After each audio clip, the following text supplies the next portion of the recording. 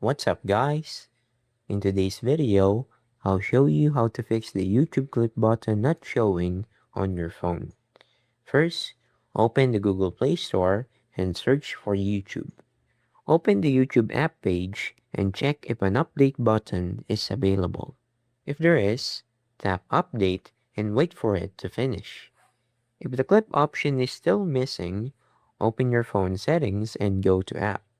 Find and select YouTube, then tap Storage.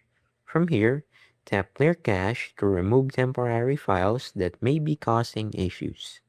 Once that's done, open YouTube again and check one of your videos to see if the clip option is available. And that's it. This step can help refresh YouTube and fix the missing clip option on your phone. Thanks for watching, and don't forget to leave a like and subscribe for more tutorials just like this one. Peace.